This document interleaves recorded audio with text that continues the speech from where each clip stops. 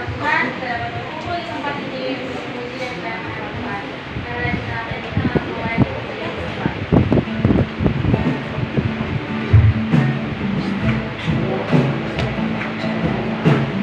Layak dipuji disembah, Kaulah yang bertata dulu sekarang dan selamanya, Raja atas segala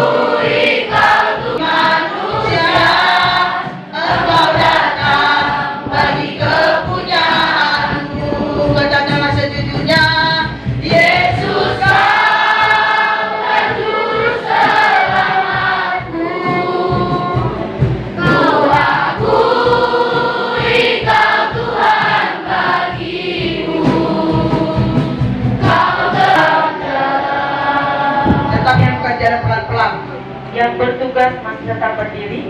Semua dengan tenang. Silakan tutup matanya, tidak ada yang bersuara. Sama seperti saya juga menutup mata saya oleh karena saya tahu bahwa Tuhan, bahwa Roh Kudus ada di sini. Dan inilah saatnya untuk kita menghargai, menghormati akan kuasa Tuhan yang tercurah di tempat ini. Kita nyanyikan pujian ini sekali dengan sungguh-sungguh, tanpa kamu harus melihat temanmu dan lain sebagainya. Kita nyanyikan firman jadi manusia. Firman jadi manusia,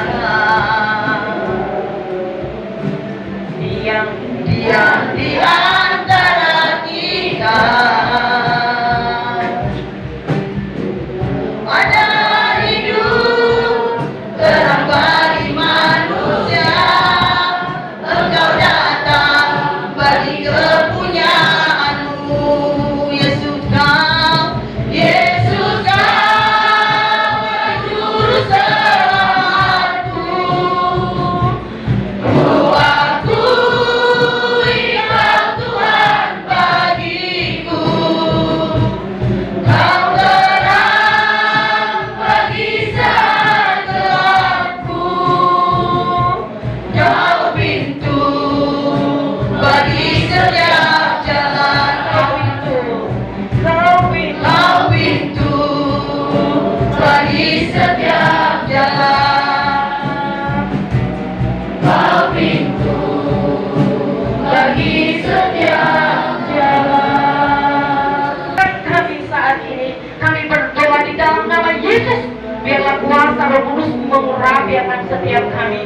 Jangan biarkan Tuhan kami masuk sama, keluar juga sama. Tetapi biarlah Roh Kudus memperbaharui, mengubah sikap hati kami sesuai dengan kehendak-Mu. Dan jangan biarkan telinga-telinga kami menjadi tuli untuk mendengarkan firman Tuhan. Tetapi biarlah kuping kami terbuka, hati kami terbuka, pikiran kami juga terbuka untuk firman Tuhan. Berbicaralah Tuhan kepada setiap anak-anak-Mu yang hadir pagi hari ini. Kami sadar kami memerlukan Engkau, karena Engkau sangat. Sampai ember kita itu penuh. Sang cucu yang sangat taat dan penurut kepada penuh dengan semangat, Edwin, dengarkan. berlari terus dengan semangat sang cucu, tetapi hasilnya sama sekali tidak ada. Lalu sang cucu protes kepada kakeknya. Kakek, apa sih maksudmu? Kok saya disuruh mengisi ember, tapi yang saya bawa keranjang? Saya sudah capek, kek. Saya lari terus, tapi lihat ember ini. Lalu sang kakek dengan bijak berkata kepada cucunya, Cu, dengarkan kakek.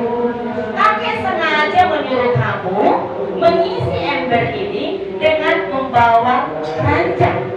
Kakek juga tahu bahwa keranjangmu ini tidak akan ada air, karena keranjangmu ini kolong. Dan air tidak kamu bawa dan tidak sampai ke rumah, tetapi hasilmu, jerih payahmu itu tidak sia-sia. Coba perhatikan keranjang yang kamu bawa. Sang cucu mulai heran, apa lagi kira-kira maksud kakek ini? Kok suruh saya perhatikan keranjang ini lagi? Sang cucu tetap nurut. Dia tetap mengikuti apa yang dikatakan oleh kakeknya dan dia perhatikan. Apa yang terjadi nak dengan keranjang? Apa yang kamu lihat dari keranjang yang kamu bawa itu? Dia katakan, Marvel, dia, ya, keranjangnya itu menjadi sangat bersih. Dia tidak sadar bahwa selama dia berlari-lari untuk mengumpulkan air dan air tidak terkumpul, tetapi keranjangnya menjadi bersih. Lalu cucu menjawab, keranjangnya menjadi bersih. Nah, itu yang kakek mau. Bukan air yang kamu kumpulkan, tetapi keranjangmu menjadi bersih. Lalu sang kakek mengatakan bahwa menjadi lebih baik. Anak-anak ibu yang saya kasih dalam Tuhan, kadang-kala kamu dan saya juga seperti sang cucu, protes menurut kerjaannya. Kenapa sih tidak ada hasil? Karena kita semuanya mau yang instan. Tidak ada hasil dari apa yang kita lakukan. Kita mau beribadah satu kali ke gereja langsung jadi malaikat. Kita membaca firman Tuhan satu kali langsung semua sanggup mengadakan mujizat. Bukan itu yang diinginkan oleh Tuhan. Sekarang kita semua buka Alkitab di dalam Amsal 4 ayat 23. Sudah mulai berkurang membawa Alkitab karena selalu ditampilkan ayatnya. Dan saya sengaja 2 minggu ini tidak menampilkan supaya kalian bawa Alkitab. Amsal 4 ayat 23 yang sudah ketemu berdiri. Amsal 4 ayat 23 yang sudah ketemu berdiri. Oke. Ya, silakan dibaca. 3, 2, ya. Amsal 4 ayat 23, jagalah hatimu dengan segala kewaspadaan. Yuk sama-sama kalian masih berdiri. 3, 2, ya semuanya. Jagalah.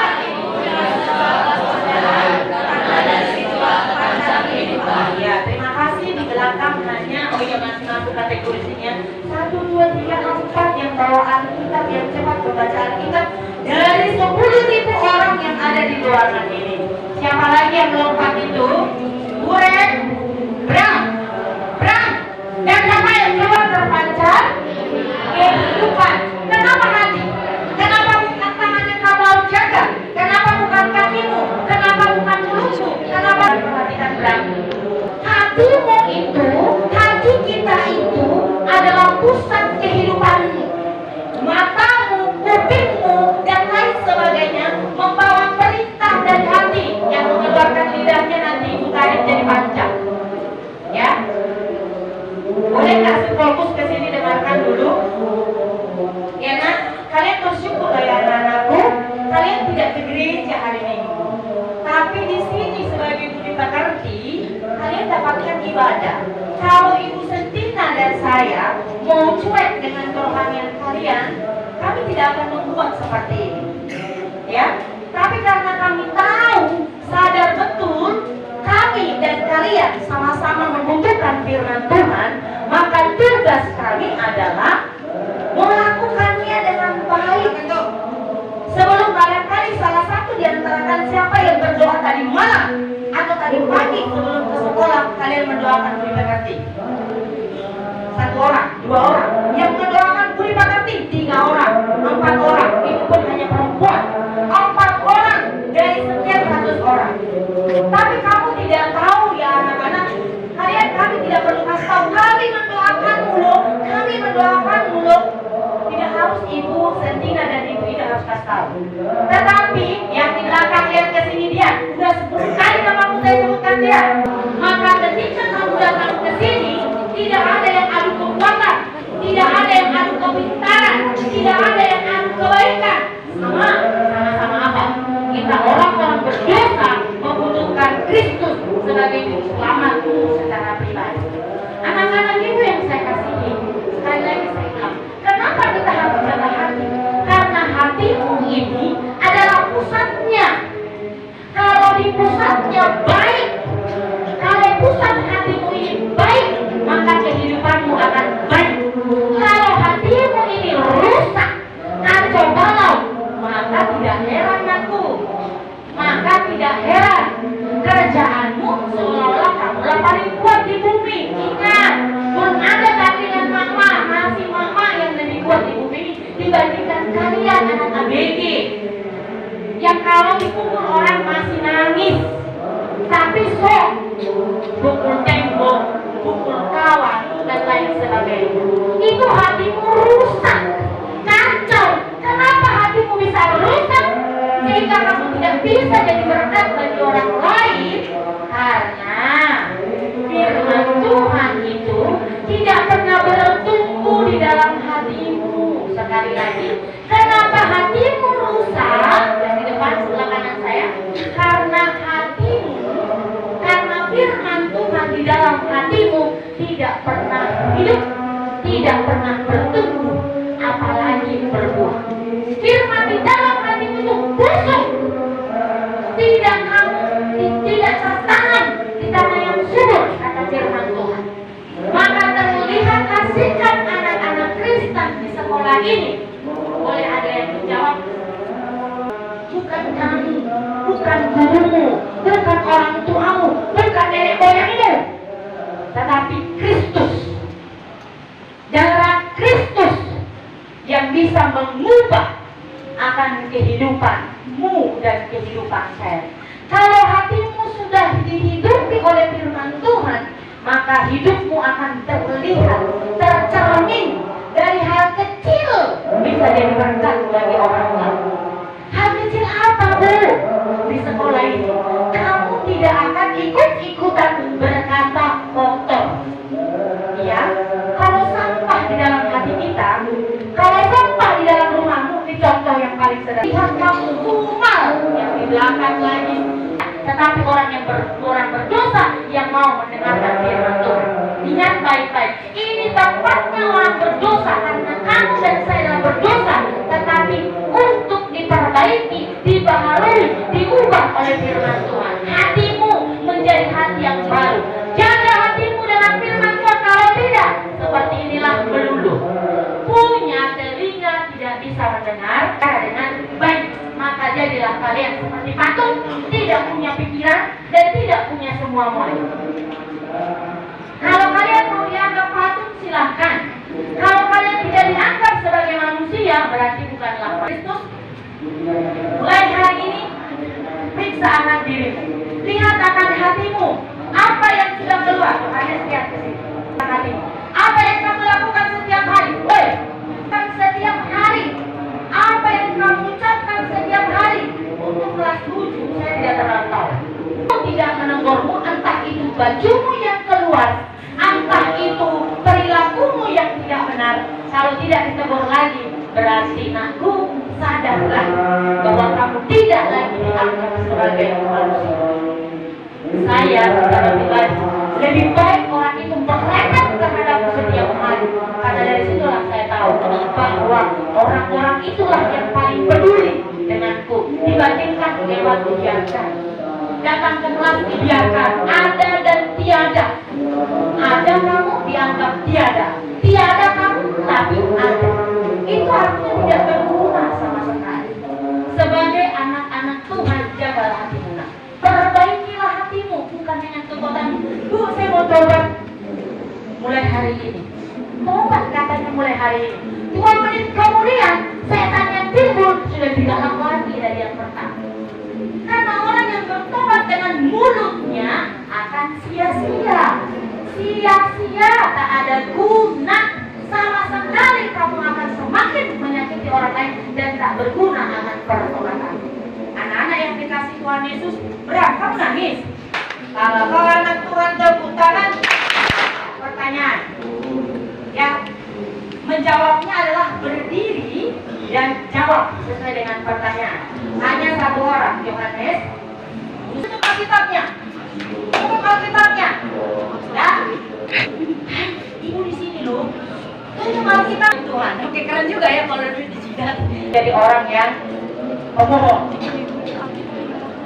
Pertanyaannya, sebutkan ya bunyi Amsal 4 ayat 23. Pertanyaan. Ya, minimal 5 jawabannya. 5, minimal 5. Ya, ya otomatis bukan yang tadi lagi dong. Itu sentinan lihat ya. Pertanyaannya, sebutkan ciri-ciri 5 ya. Apa sih bahasa saya? Ciri-ciri bahwa hatimu rusak. Cuma 1, oke nah. 1, 2, 3.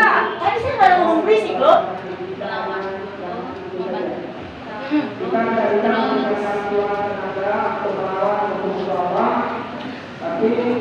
Nggak ada ya bilang melawan berubah nggak sih?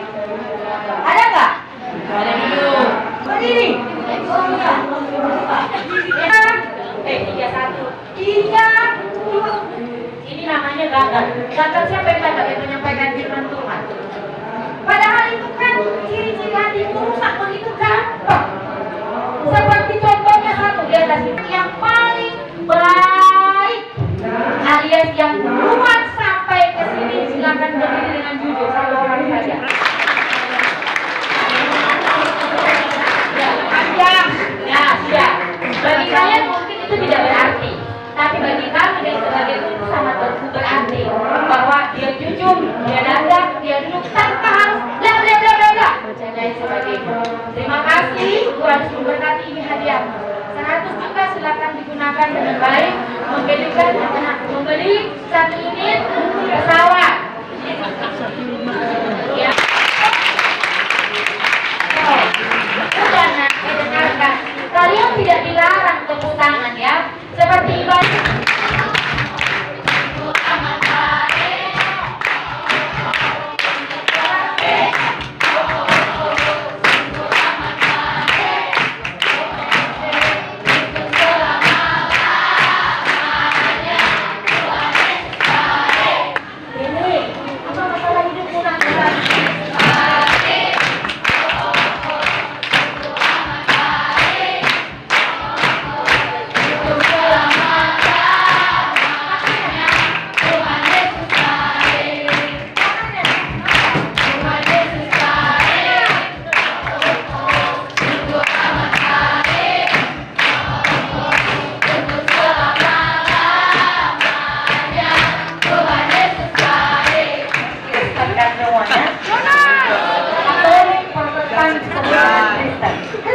Semuanya, tetapi kenapa itu yang ngomong? Karena setiap kali belajar untuk melakukan firman Tuhan agar kami menjaga hati kami dengan berbagai macam cara, khususnya dengan firman Tuhan. Hamba berdoa untuk Marvel, untuk Kevin, untuk Dian dan Brandito. Di dalam nama Tuhan Yesus, Engkau mengasihi akan anak-anakmu ini. Oleh karena itu Tuhan, biarlah jangan kuasa Tuhan terjadi atas hidup mereka dan mereka mengalami perubahan yang emosional, yang kurang perhatian dari orang tua. Sehingga Yesus mengasihi mereka ya Tuhan. Terima kasih Bapak. Berkatikan setiap anak-anak ini, biarlah mereka semakin termotivasi lagi untuk memuji dan mempermuliakan nama Tuhan. Terpujilah nama Tuhan dan kami bersama